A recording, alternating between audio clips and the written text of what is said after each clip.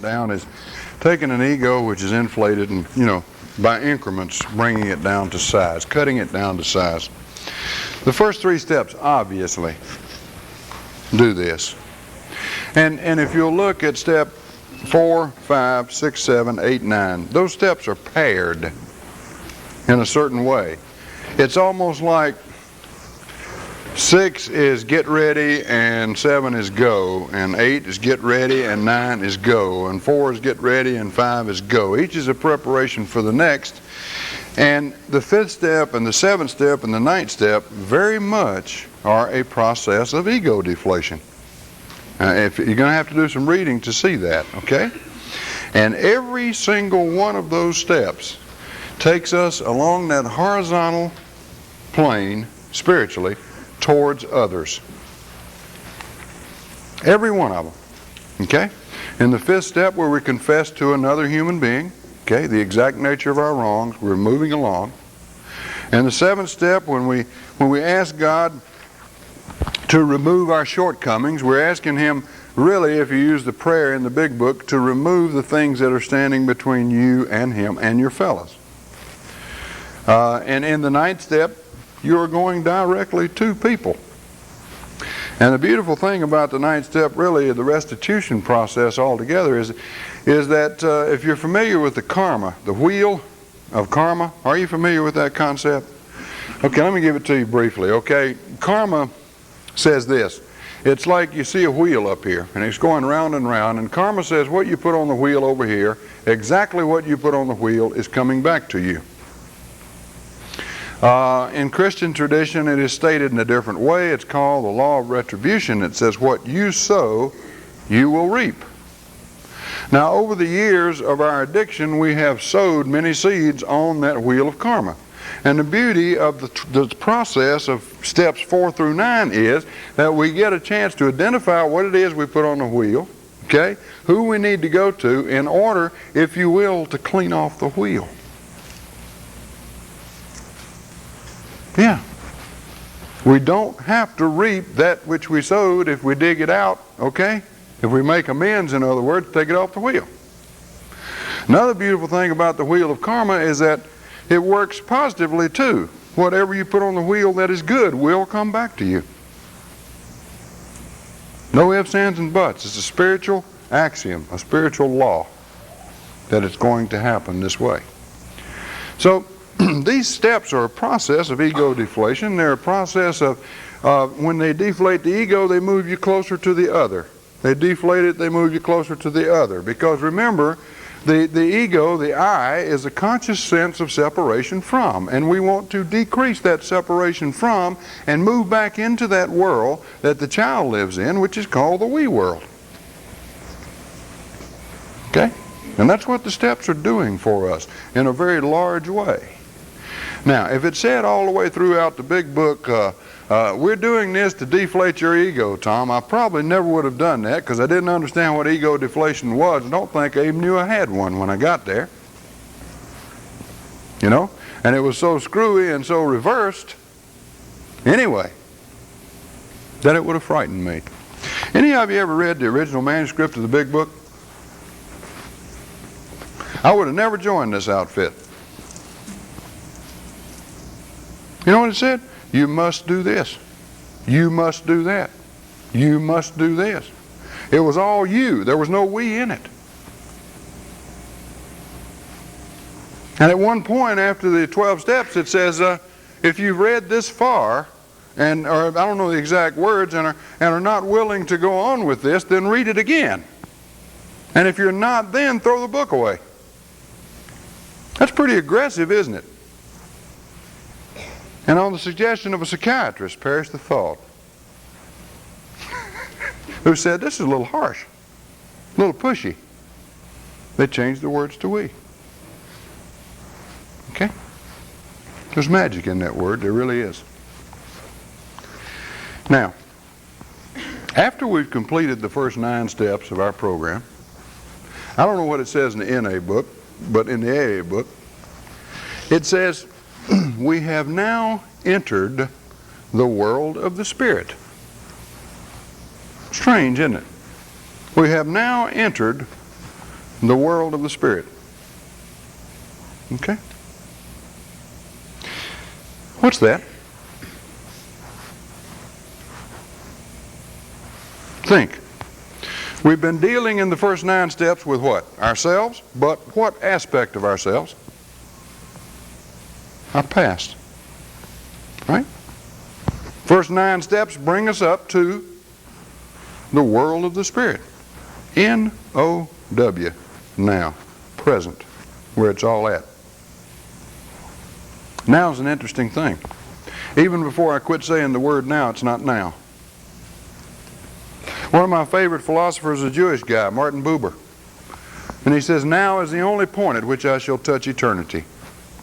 It is always now. You ever thought about that? It's a beautiful thing. The higher power, when he spoke to Moses, and I always envied Moses, you know. Higher power said, I am. Didn't he? That means like God's present tense, I am present tense. Now is the world of the Spirit. Now is the world of relation. And it goes on to say that our next step is to grow in understanding and effectiveness. Our next step is to grow in understanding and effectiveness. And we get into those maintenance steps in the program. Now I'm going to take a particular point of view today.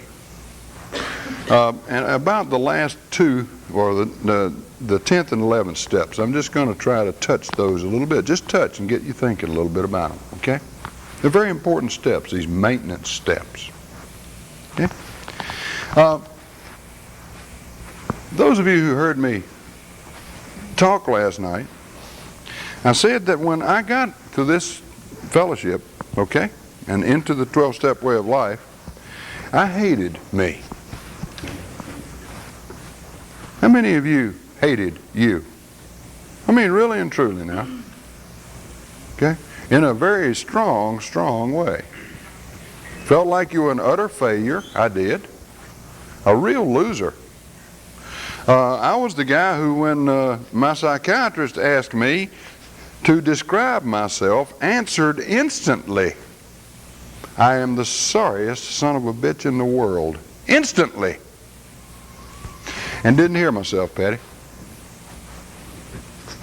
And I wondered why my life was going consistently downhill. I wondered. It couldn't go any other way. I believe I'm rotten, I'm rotten. I'm going to behave rottenly. Matter of fact, every time everything got good in my life, I'd louse it up. If I'm not careful, I'd do the same thing these days. These god-awful beliefs that I had about myself. When you get into your belief system, look at some of those. I'm no good, I'm sorry, I'm worthless, I'm unlovable. Look for them. When you see them, admit them, accept them, change them, identify what's really there. But you can't do that unless you watch. Now the 10th step, viewed non-religiously, but from the point of view of a spiritual teacher. Do you remember when this spiritual teacher came down, he'd been up on the mountain, been doing some praying, he left his guys down there waiting for him, and he came back and they were asleep? Okay? He said 2 things. Watch and pray. Remember that? Watch and pray. The Greek word for watch is a beautiful thing. It's a command. Gregorite. You know what it means? And wake up. Be aware. Realize. Look. Watch. Then pray. Look at 10 and 11.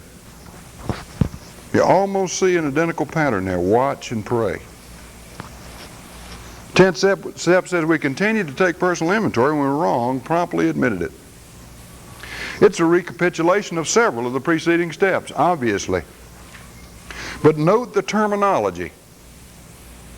In the book Alcoholics Anonymous anyway, it says we continue to watch. That's what it says. We continue to watch for selfishness, dishonesty, resentment, and fear. And when these crop up, not if, when, we do the following. So, we've got to move, I believe, from self-hate to self-love through watching, through self-acceptance. That's really far out, isn't it? Self-acceptance. Who, me? Accept me? I don't even like me. I've got to fight and I've got to change. And yet our program says in the preamble, and how it works in the AA book, those that don't recover are those who cannot or will not completely give themselves to this simple program, not fight anything.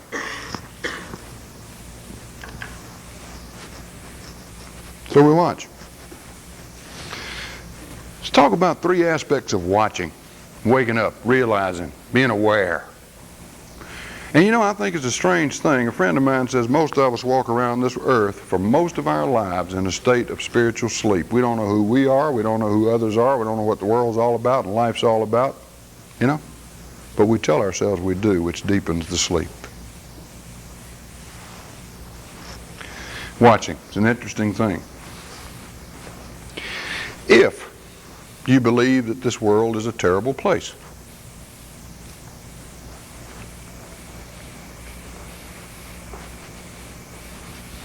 watch for one day, all day, for the good things that happen to you and for you that you don't have anything to do with.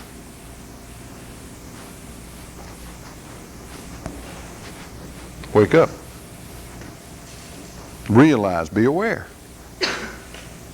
Some of you are already thinking back through today, aren't you? Because some things have already happened. You know, I was so arrogant that when the good things happened, I just didn't even notice them. I just took them for granted. They were supposed to. Really. Oh boy, but when the bad ones happened, I was very aware of those. Why? Because of my attitude, because of my perception of reality. I was looking at it from the left-hand side, always. And I was unaware of the good in life. I'm not saying this is a grand and glorious and wonderful world, but I'm not saying it's not. We have people who want to understand and don't understand what grace is. If you will watch for one day for the good things that happen to you and for you that you don't have anything to do with, you will begin to understand with that knowing beyond knowing what grace is. You will experience it. You will begin to look for it. You'll begin to expect it. You'll begin to count on it. And it'll happen more often. Because you're awake. You're watching. How many of you have ever done that? How many of you have ever taken an hour or 2 hours and watched for the good things that happen to you and for you don't have anything to do with? We'll go to a meeting, we'll say, the most marvelous thing happened tonight. I was thinking about so-and-so and he called me. The most marvelous thing happened today. I was down and I got this letter. And after we talk about it at the meeting, it's gone. And probably that day when you spotted that one thing, you spotted 500 things that were bad and missed 500 that were also good. Which side you want to live on? I'm not talking about being a fool. I'm talking about being more positive. There's an old song. I was talking to a lady about it the other night. I think Johnny Mercer wrote the old song. It says you got to accentuate the positive. Eliminate the negative. Latch on to the affirmative and don't mess with Mr. In Between. That's what I'm talking about. And it goes beyond positive thinking. It includes that, but it goes beyond. It's embracing the truth, really, that there's a God and that He or she really does care about me and that they consciously work for me 24 hours a day. Me. Else why is it that when I've got a particular song on my mind and I really want to hear it and I go get in the car and cut on the radio, it's playing?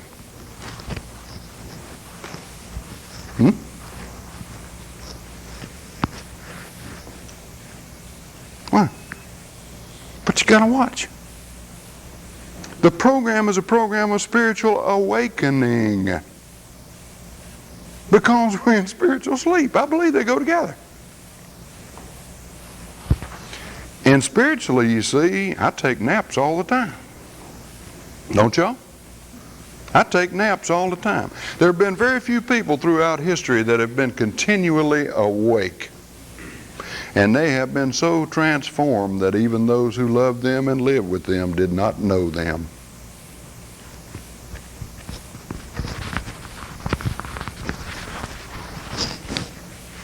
It's powerful. But you gotta watch.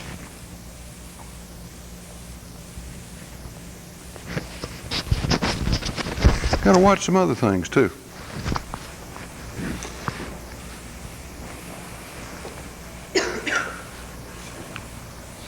Watch for the vultures. You know what the vultures are? Sid Simons wrote a book on values clarification. He's probably the world's foremost authority on values clarification. He's also a very gentle and kind and beautiful guy. And he wrote a little old book called Vultures. And vultures are the put downs that I do on myself.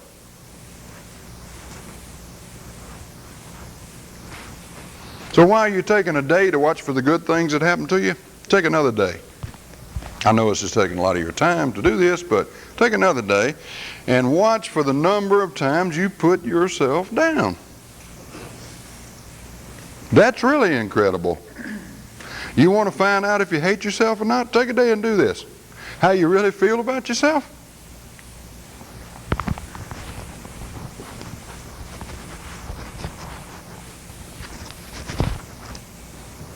We got a terrible opinion of ourselves. We are God's kids. We are expressions of God. If what I said is true, you know, I don't know. I think it is. And we treat ourselves like dirt and beggars. Prodigal son, I am not fit to be my father's kid. We really do a number on ourselves. Watch for it.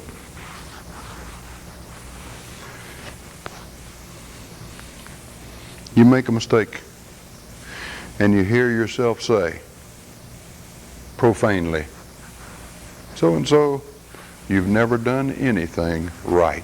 Do any of y'all do that? Boy, that's that never word again. So you know the ego's involved in there somewhere, don't you? And all you've done is make a small mistake and you're damning yourself for it.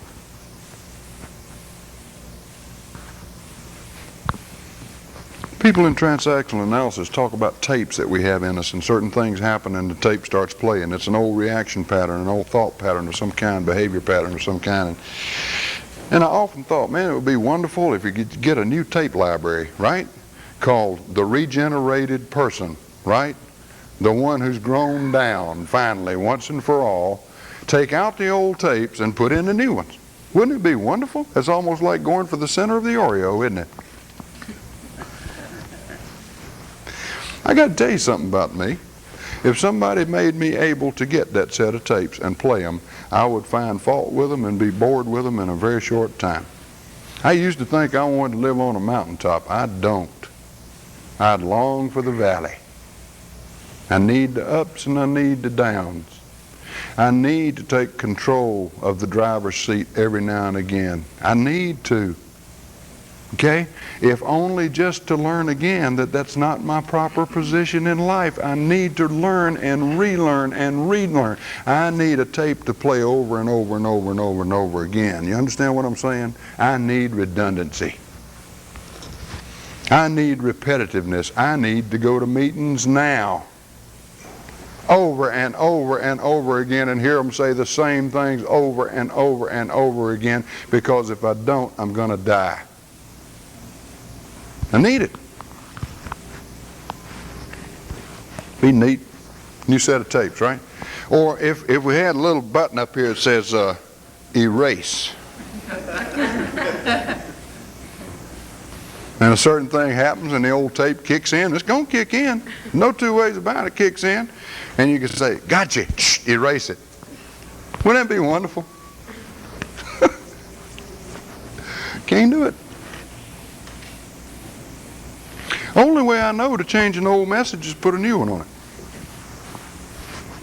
And put a new one over it. And put it over it and over it and over it and over it and over it again and again and again and again and again until the new message becomes the old message. Till that thought which used to precipitate a drink or a drug or a binge now precipitates a phone call to your sponsor or a trip to a meeting. A new reaction pattern. Programming, yeah. If you want to call it that. It's called living too. You got to live your way into good thinking. That's what Grumpy told me. He was right. You got to put that new message on top of that old one until it becomes the message. And even it will probably have to be altered or changed in the passage of time. And you got to do it quickly. There's a thing about vultures. One of them lights on my arm. If I let him sit there for just a little while, before I know it, I look back and there's 100 of them suckers over there. Not only am I putting myself down a little bit, now, boy, my arm is loaded. Vultures attract vultures. That spiritual teacher I was talking about said it. Deal with your adversary quickly. When the vulture lights up there, when that old tape starts playing, put the new one on now. Do not wait. Get it in there. Kick it in right at the present moment. Now is the only time that we touch eternity. Don't let it sit. The friends will gather. And before you know it, you've done a number on yourself again. And if you let that happen long enough and enough of your old vultures come back, they will have both arms full, right? And they'll lift you bodily and carry you to a bar.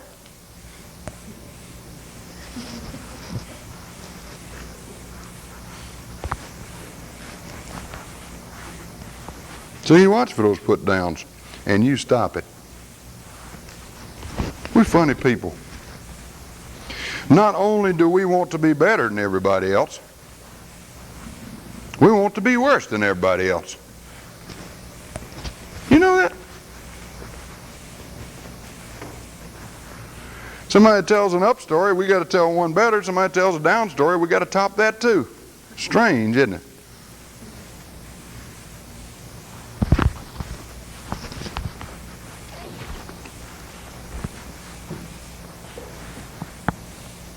Watching, it's important.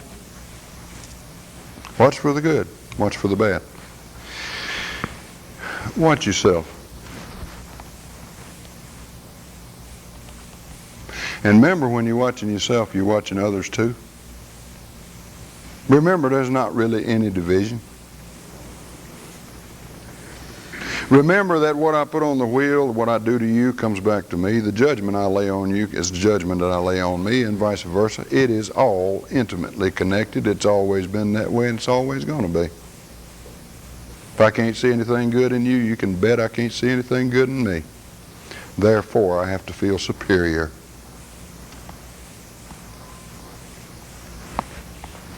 So watch yourself in this way. You make that mistake. And you say, I made that mistake. Just like that. I did it again. You know? And what our 10th step says is when these arise, we ask God at once to remove them. Notice the at once. There it is. I did it. But without condemnation. And I hope you'll help me with that. And I trust that you will. And you go on about your business.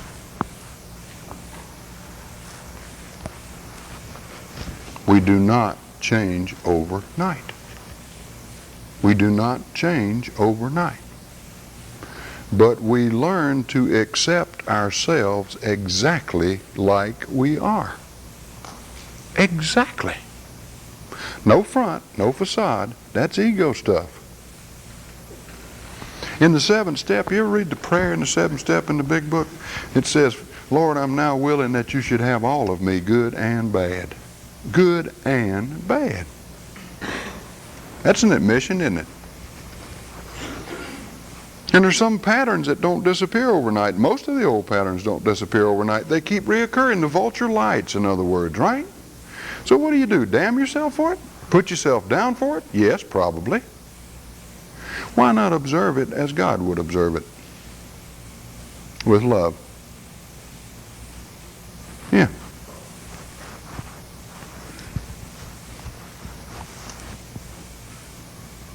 Love and concern. Even psychologists like Carl Rogers, quote, "The curious paradox," said Rogers, "is that the moment I accept myself just as I am, then I begin to change."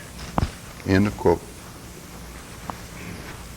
And we're fighting and condemning and kicking and screaming, I think, when we ought to be accepting. And I'm saying a lot of this to me too, because I have a terrible time with this.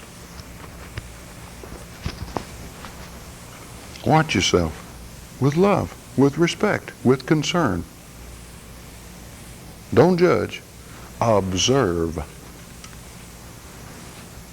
And when you see it pop up, ask God's help at once. There's a mighty fine book that some of you would probably benefit from reading and probably enjoy. And it was written by a little monk. He was a cook in a monastery in Paris back in what, honey, the 17th century? 16th or 17th century. His name was Brother Lawrence. And he wrote a little book which is called The Practice of the Presence of God. He really didn't write it. It was written about him. Must be 100 books with that title, so the one by Brother Lawrence is the one that you want. And this little guy had lived his life so well that he was accounted a saint. Yeah. Everybody thought Lawrence was a saint except Lawrence. He couldn't understand what all the hubbub was about. And when he was dying, the Archbishop sent his second in command down to interview him, you know. How did you become a holy man? Well, he's very surprised that they thought he was a holy man. He was a cook, and he said so, you know. And he said, well, how do you get along? Obviously, it just shows all over you how you get along with God so well, to what you attribute your relationship to God, you know.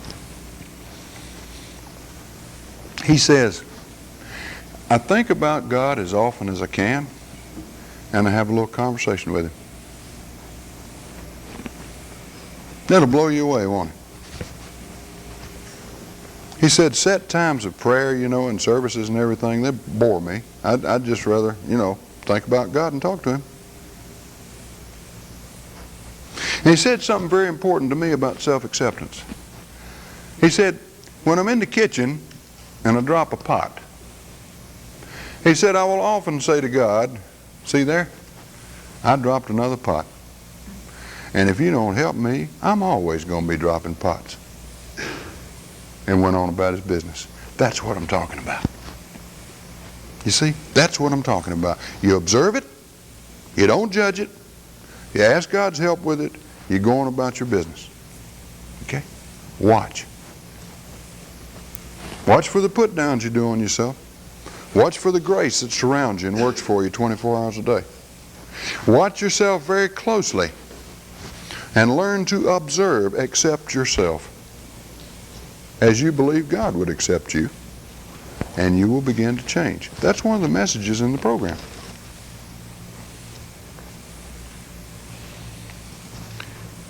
Any questions on that? Because we usually don't look at the 10th step as a practice of watching, do we? And yet that's what it is. Okay? So we wake up and we try to stay awake, y'all. We try to stay awake. And remember, the words of the 12th step in that first phrase are, having had a spiritual awakening as the result of these steps. That is the only result they're talking about. That's the result. But it's kind of an all-inclusive thing. Okay, so we watch. Another way to watch, and it's suggested in our literature, is, at night when you go to bed, think over your day. Again, observing. And in our book it says we're careful not to fall into morbid reflection. We simply, at the end of the day, as this old timer I love very much used to say, you count yourself up and you see how many you really are. Like that. And then you go to sleep. So at the end of the day, think about it. Some people write it. They keep a journal, Not for the sake of keeping a black book on themselves, but for the sake of learning from their own behavior, self-observation, which patterns they need to work on and which patterns they are good at. Okay? Let's move on into the 11th step now with this prayer and meditation business. Okay? Have I ever talked to y'all about this, Patty? Some? Have y'all heard me talk about prayer and meditation, all of you? Because you probably don't want to if you've heard it, but we'll go at it a little bit. Prayer and meditation, being as they are spiritual practices, have also tended to fall into the province of religion, have tended to become formalized, to be looked upon as otherworldly kinds of activities, not common and natural and normal and this kind of thing. They're far out. When you say to someone, I had migraine headaches for years. Oh, he says, how did you get rid of them? And you say, I began the practice of meditation. What would his reaction be? Now if you told him I took some Percodan, he'd understand that, very clearly, right? But meditation? Don't know about that. But there's power there. God, there's power there. I have a friend in the program, he's I do not know how many years sober now. I mentioned him last night. Tom Powers. And Tom was vice president of the American Atheist Society. He was, literally, in his drinking days. And back in the 30s, Tom was making $250,000 a year when it was big money. Big money. Advertising man. Slick, right? So every time he'd lose a job, he'd fall upstairs, get a better one. And Tom refers to himself as an asylum commuter. Because every time he'd go on a bender, he'd end up in a straitjacket. Every time. Psychotic. And he said they'd take me to this hospital and they'd treat me. And he said they didn't put me in with the drunks, they put me in with the jumping jacks. That's what he called them. And they treated me, right? They gave me lots of hydrotherapy, things that were current in those days, and kept me in a straitjacket until I behaved a little bit. And he said, then they gave me shock treatments. Now, Tom is a genius, a bona fide genius, no doubt about it. Vice President of the American Atheist Society, big man, makes lots of money. Okay? Shock treatment in those days was not electric. They hadn't learned how to do that yet. It was a drug called metrazole. And they gave you metrazole in near lethal doses until you went unconscious, and then they held you while you convulsed. That was the shock treatment routine. In 8 out of 12 of these, he had series of 12 of these things. 8 out of 12 he was fully conscious. He did not go out. He convulsed while 5 guys held him down. He kept hearing this voice, did the Vice President of the American Atheist Society. And the voice was crying, God, oh God, please help me. And he realized who it was, Patty. It was him.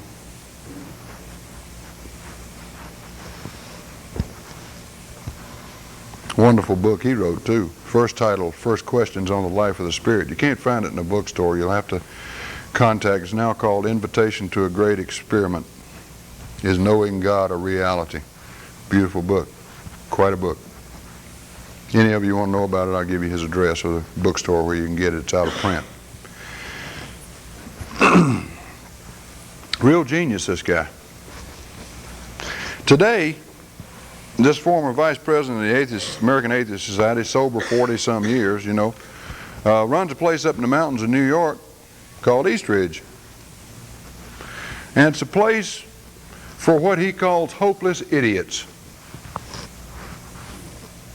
People like him, who are so smart or so fried in the brain they can't make it in AA and NA. Or those who know all the answers and can't stay clean. And they go to East Ridge, and they live. And they learn, and they stay straight. And this former vice president of the American Atheist Society now says, prayer is an instinct.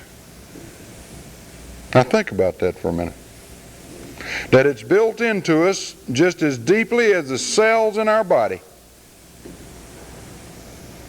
That we need to pray. That prayer is a natural process. And again, if you have a hard time accepting this, think about that life-threatening situation that you had. There's an automatic cry, and it's always for God. The soul knows where to turn in times of trouble. I don't know why, I just know that it does. We need to pray, apparently. It is not otherworldly, it is natural. More than that, it is food. It is food for our spirit, just as the food we ate today at lunch for Quincy's, I think, was our bodies, wasn't it? It's for our bodies, maybe for our spirit, especially the pineapple cake and banana pudding.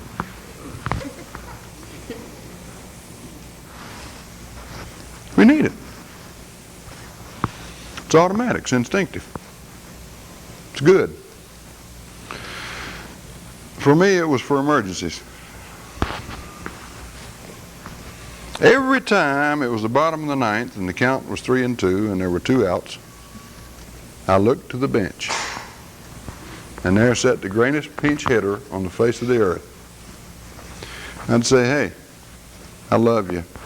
Really need you now. He'd come in, get up to the plate, switch hit.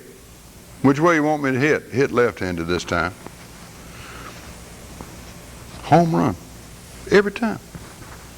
And I'd say, thank you. You know, I'm going to make you a part of my regular lineup from now on. You're really hitting the ball good.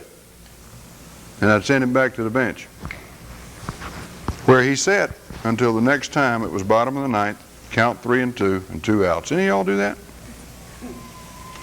Now that's good prayer. The emergency kind of prayer, the automatic kind of prayer, proves that prayer is a natural thing. That prayer is, as the poet said, the soul's sincere desire. It is what the soul wants to do. But it is not the kind of prayer and meditation that we're talking about in this process of regeneration, rebirth and regeneration, growing down.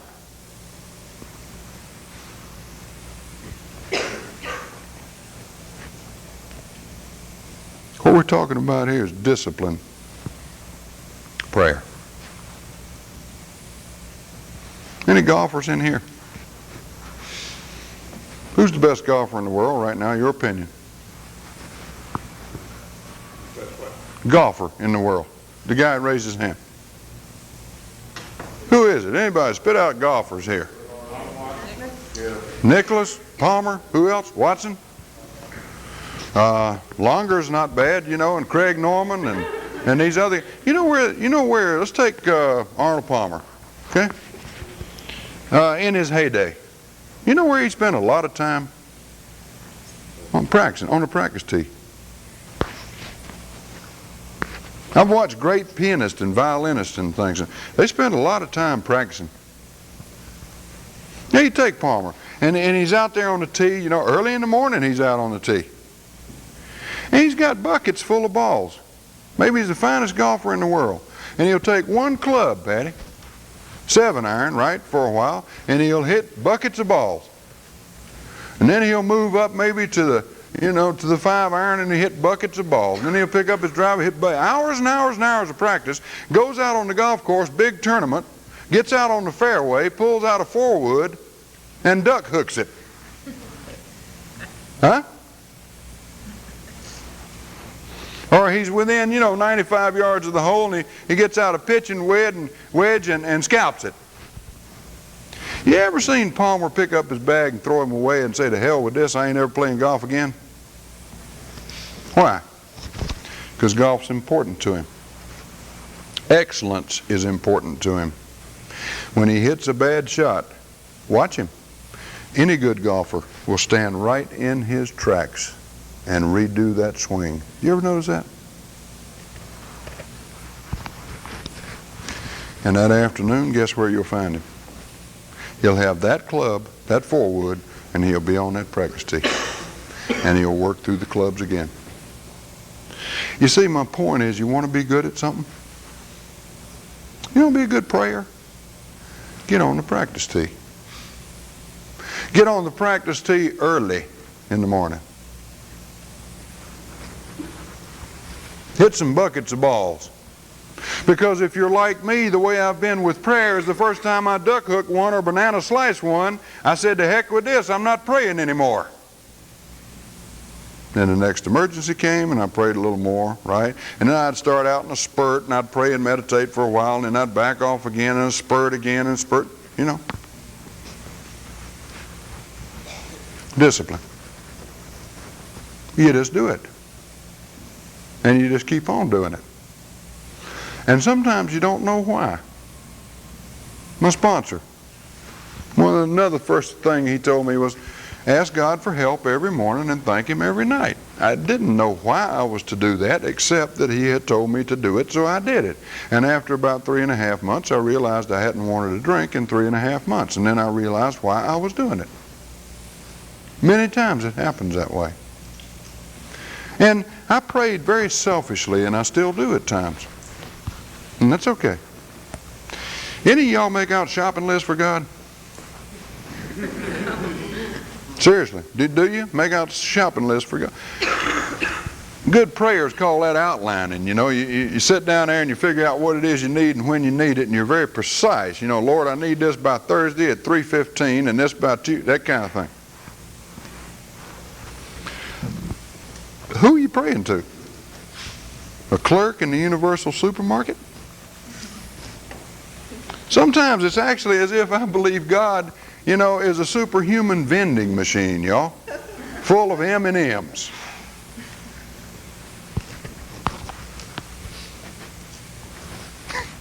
I don't even get upset with me about that. I just do that. I make shopping lists for God, I hope He's got a sense of humor, and I think He has. Because He hid Himself in the last place He knew I'd ever look. I think He's got a good sense of humor. I mean that. Okay? So making out those shopping lists really doesn't, work out too good anyway. Sometimes I've prayed for things and I've got them. Have y'all ever done that? And then I don't know what the hell to do with them. You ever done that? Y'all know the classic story about that. About praying for something. Be careful what you pray for because you might get it. The story of the man with the golden screw. Y'all ever heard that one? You haven't? Good. The guy was born with a golden screw in his navel. And when he was a kid, he couldn't sunbathe, he couldn't take his shirt off. He had to hide that golden screw, And he was tired of it. Carried it all his life, prayed all his life. Please take this golden screw away from me. And nothing happened. He got ready to get married. And he said, what's my wife going to think? When I take my clothes off, she sees this golden screw. Nobody else in the world got a golden screw in their navel but me. I don't like it. So he started praying. He's praying and praying about this golden screw, and this big voice says to him, shut up. I'm tired of hearing about that golden screw. Now I want you to go ahead and lay down on the bed, close your eyes, count to 10 very quietly. Open your eyes, and this cloud's going to come floating across your bed. And on that cloud's going to be a golden screwdriver, and I want you to take that golden screw and take that golden screwdriver and take a screw out of your belly button. I want you to put them both up on that cloud, and it's going to go away, and I don't ever want to hear anything else about that golden screw. The man was just overjoyed, man. Ran into the bedroom, couldn't wait. Got real quiet, closed his eyes, counted to 10, opened them up. Here's the cloud. Golden screwdriver, he reaches up and gets it, takes out that golden screw, breathes a great sigh of relief, lays the screwdriver and the screw on the cloud, it goes away, he stood up and his ass fell off.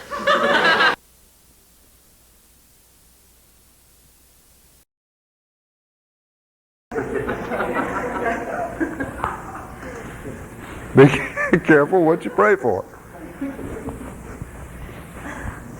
The 11th step is very specific, is it not? Very. There are lots of kinds of prayer. This one is very specific. It says we sought through prayer and meditation to improve our conscious contact with God. That is the purpose of the 11th step. And as to what we pray for, only the knowledge of His will for us and the power to carry it out. And we do it every day. Because in that chapter it says huge understatement. We alcoholics, it says, are undisciplined people. That's a huge understatement. Isn't it? So we let God discipline us, it says. In the simple way we've just outlined. Watching and praying.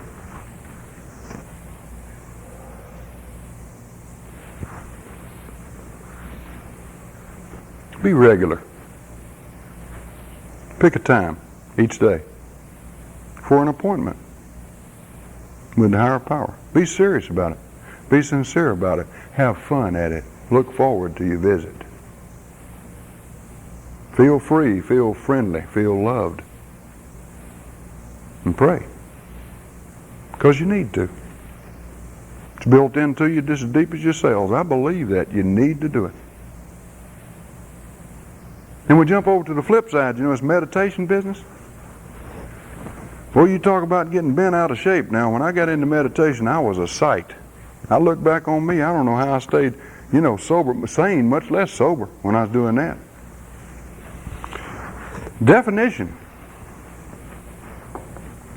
of meditation, as I understand it today, is not thinking.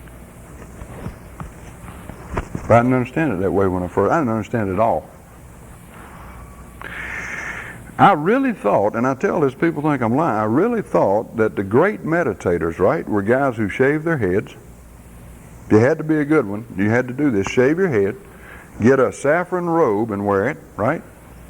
Sit down on the floor with your legs crossed all funny, and chant Om. Now that's what I figured you had to do if you was going to meditate. And some people do it that way, and I honor that, but I didn't know what in the world I was doing.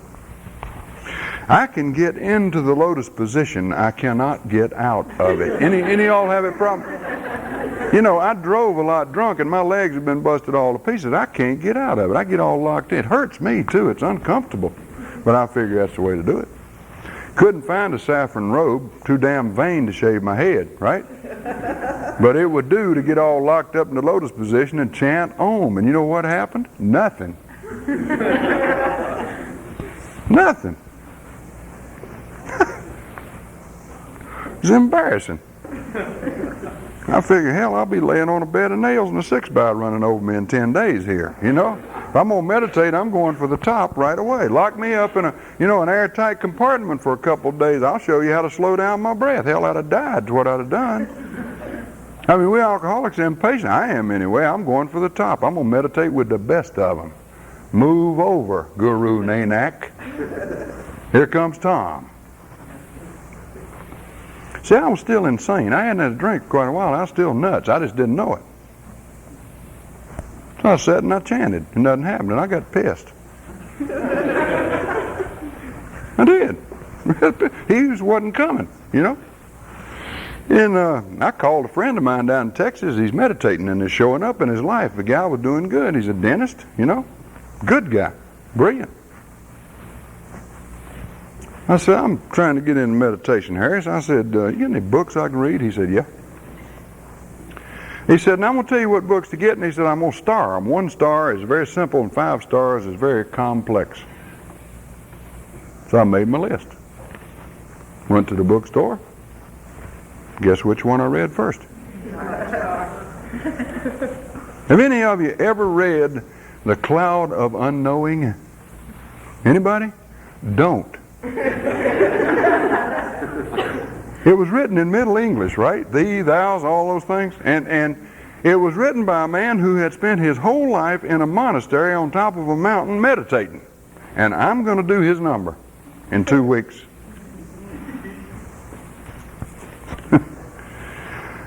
Whew. I called Harris a couple of weeks. I said, this ain't working. He said, well, what book did you read? And I said, The Cloud of Unknowing. He said, I thought so, dummy. Don't read anymore. And he said, how long you meditate? And I said, an hour or two every morning.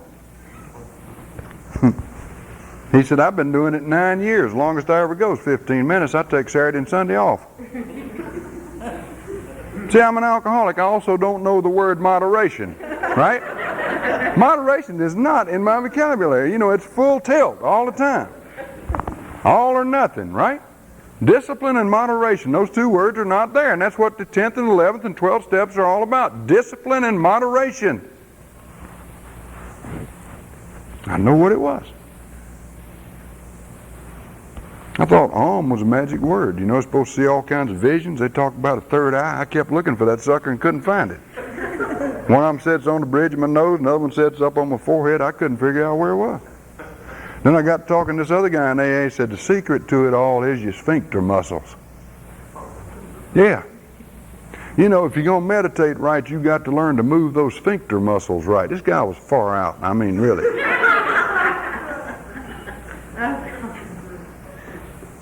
Yeah, I sit down and try my damn sphincter muscles too.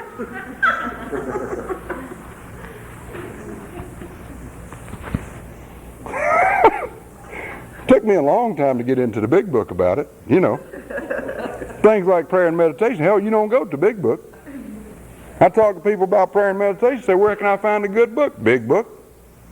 And their countenance falls like shit.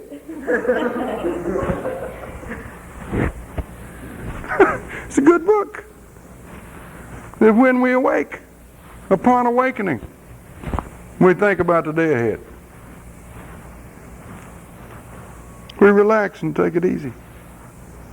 We ask for an intuitive thought or a decision. It's good stuff.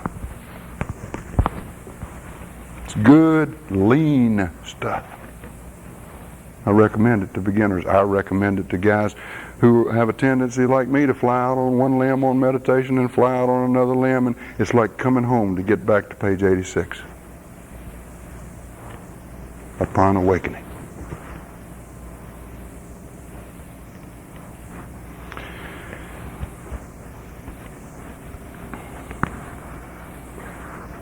You ever daydream? You ever just sit and stare off into space? Somebody comes up and says, hey, where are you? You say, huh? I didn't know. Were you thinking? Were you? You were meditating. It is natural. It is necessary. It is not otherworldly and far out. See? I mentioned last night the guy down in Texas that taught me so much, used to call me Sugar, named Bob White. I went on a 12-step call with Bob White one day down in Whitney, Texas. We didn't do that drunk a bit of good. His ears were closed, you know, but we both stayed sober. On the way down the street, and Bob was always, you know, just talking and grinning. The happiest man I ever saw. And he pulls his truck beside the road, and he turns to me and gives me that grin. He said, Sugar, he says, you see that little cloud up there next to that big one? I said, yeah. He said, you think I can make that cloud go away? Now I looked up to this man, and I told him so. I said, Bob, I have a lot of respect for you, but you can't make a cloud go away. And he said, you watch it. And he grinned. He sat there and looked at that cloud. 2 or 3 minutes, that cloud was gone. I mean it. Scared the hell out of me. It scared the hell out of me. I got, you know, edging toward the door. I was getting ready to get out, and he turns at me and grins. Yeah, sweetest man too. I thought, God, I miss him. And he said, Sugar, you think you can do that? I said, no, Bob, I ain't been sober long enough to make no cloud go away. Some idiotic statement like that, you know, and he grinned at it. He says, yeah, you can. They pick you a small cloud close to a big one and focus all your attention on it and will it away. And I did. By God, that cloud went away. I taught my children how to do it. We was laying in the front yard vaporizing clouds. It's the truth. Every kid in the neighborhood come over and said, what y'all doing? Said, we vaporizing clouds. Said, what's that? Whole damn yard's full of kids and me. Because Bob taught me that. That's a wonderful thing. I dare you to think and vaporize a cloud at the same time.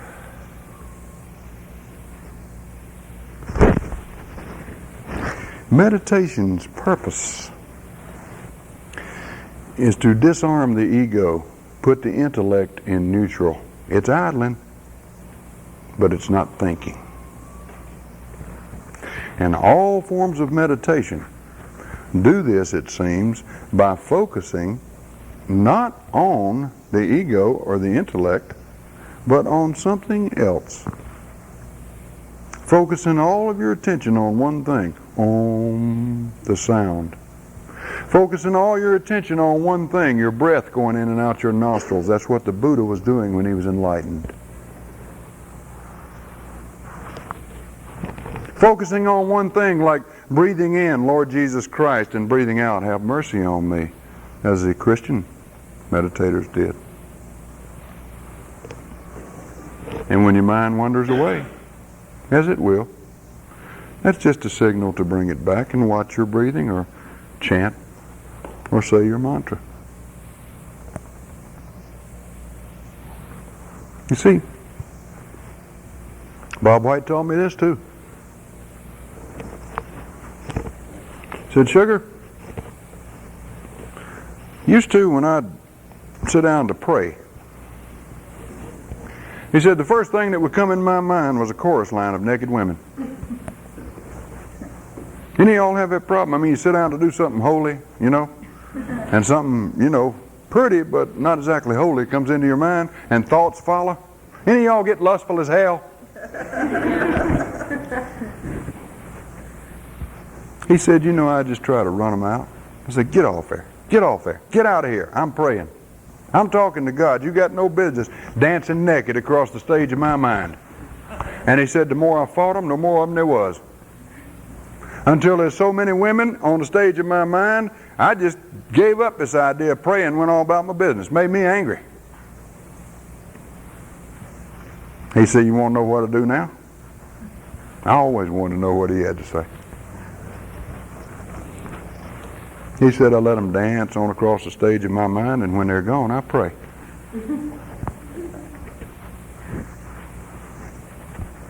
Spiritual teachers said it.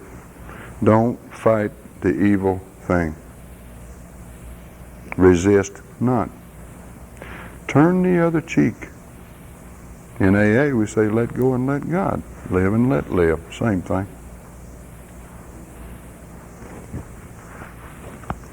You take your attention off those ladies, you know. They do their number and they're gone. But if you fight, they beat you. Lisa and I used to walk along the beach, pick up pieces of ocean glass. Do y'all ever do that? I mean, glass has been worked on by the ocean. God, it's cloudy looking, you know. And green glass is pretty common, and red glass is pretty common. Every now and again you find a piece of white ocean glass, right? And she found a black one time. And these are treasures. And we walk down the beach, you know, looking for ocean glass. Can't think when you're looking for ocean glass. You're watching the sand too hard, you know. And we'd find a piece, pick it up, rub on it, say, thank you, God, put it in our pocket and keep on going. First thing you know, we'd walked a pretty good distance and hadn't thought. The Buddhists had a name for the ego. You know what they called it? The drunken monkey. The drunken monkey, the intellect. Always falling around up here, never still, always chattering, ceaselessly chattering. You give your attention to the monkey will keep it. You take your attention from the monkey and focus on something else, you disarm the monkey. He shuts up, or you don't hear him. So we do this because the step says we sought through prayer and meditation. Now, what do you do when you're sitting there watching your breath go in and out your nose, funny boy?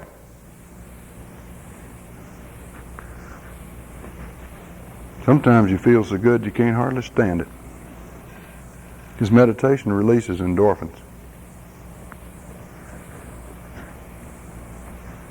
Sometimes there's nothing, it's flat. But later on in the day, you find yourself in a situation that you used to couldn't handle, and all of a sudden you handle it.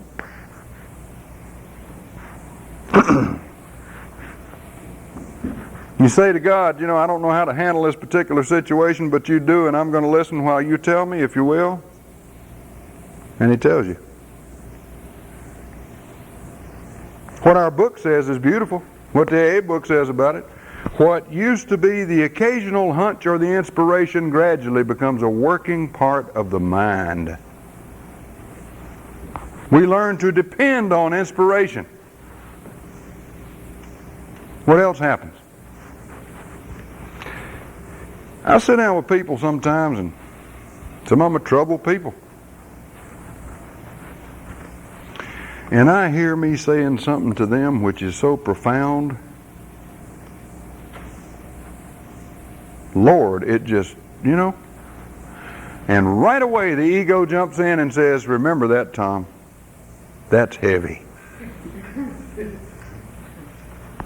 And I can't. You ever have that experience? It's said, it's done. It's like the channel's open. It's been done now. That's it. You can't hold it. It's not yours. Can't remember it.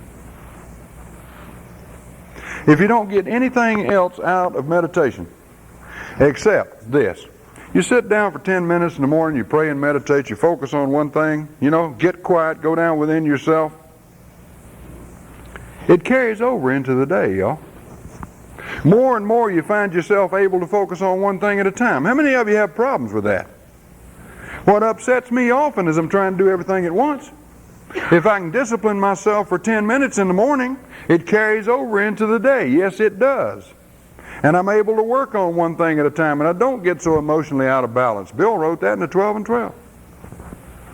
If that's all I get out of it, that's enough. Bill says one of the first fruits of prayer and meditation is emotional balance. I believe that. But that's not all. You just know things.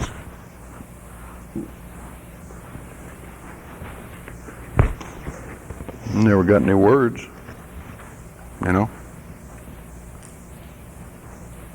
But I've gotten images and symbols and pictures and people's faces, and that's something when you get a person's face. And I always call them when I'm done meditating.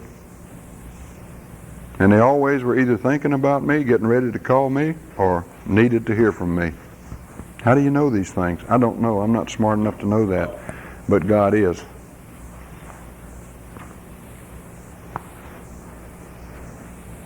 And so gradually, by the numbers, y'all, through surrender and acceptance and inventory and confession and these other things, we chop away at that big I until it becomes a little I, an anonymous I, an equal I, an I that's able to relate on a level with someone, an I that loves itself because it no longer has to compare itself to other I's.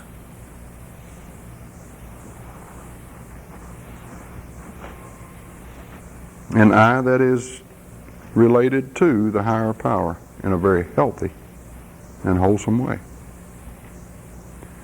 The whole thing's a circle. The whole thing's a return. You grow out, and then you grow back down. And the coming home part's fun. Some of us, it takes effort. Now, maybe I should say all of us. It takes a lot of effort. Okay? These steps have a lot to do with it. Have everything to do with it in my way of thinking.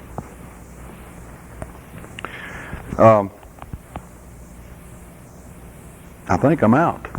Is there any questions or anything? Okay. Hope this has made some sense to you. Hope you understand what I mean by growing down. I have always believed. I knew when I heard my son say that it was true. I just didn't know why. And I've been trying to learn why, I guess, ever since. I agree with Eckhart that the soul does not grow by addition but by subtraction, and I hope you understand what he's talking about. And there's a nice little book called The Meditations of Meister Eckhart. He's quite a fellow. It has some simple, good stuff. I'm going through it for the second or third time now. Still don't understand it all, but it feels good. You know what I mean? Get into these maintenance steps after you finish those first 9 steps. Keep yourself growing, but remember which direction you're growing in. Okay? Remember, the direction is back towards the Father, back towards home. You want to fulfill your deepest desire. That is the direction I believe that you must go. And that's what this program is all about. Any questions? I wanted to say too, if there are any of you that want those tapes and you just don't have the money, maybe you're newly sober or something like that, just see Lisa or me or Jerry. It's no big deal. Okay?